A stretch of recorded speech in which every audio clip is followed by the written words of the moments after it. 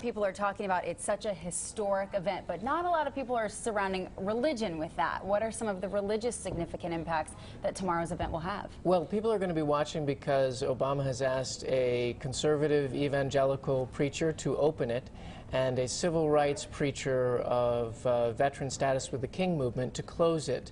So there's symbolism and religious politics in it.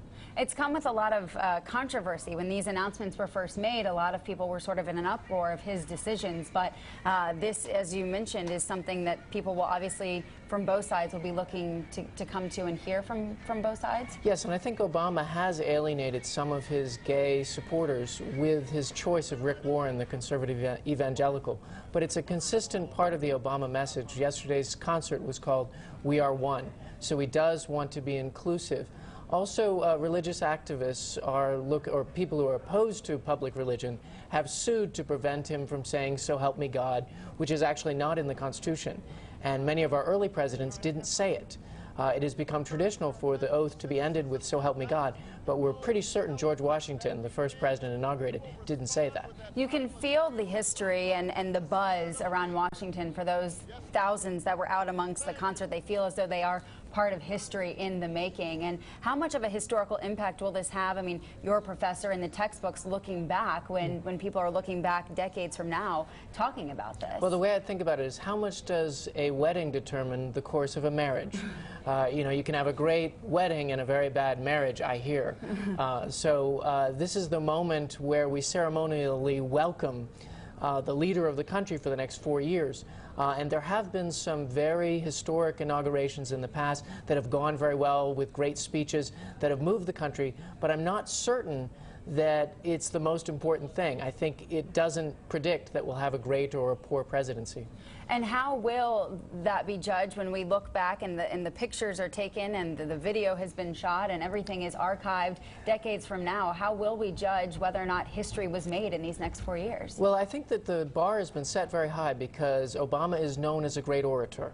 And from his earliest, the reason he is president is because he gave a great speech at the 2004 convention. He was unknown, and he gets to the podium at a convention and hits a home run. And then in his campaign, over and over again at tough moments, he gave great speeches. So this is really a tough moment for him and his speechwriter, because unlike, say, with George Bush, who was never a great speaker, when he gave a decent speech, people said, "Oh my goodness, what a great speech." With Obama, if he doesn't hit a home run, it'll be considered a failure.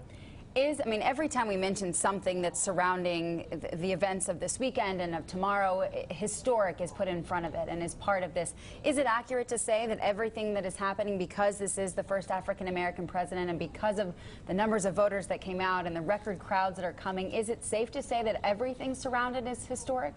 Well, I think that it is, not only for the reasons you bring up, which are of course historic, but also the challenges facing this president.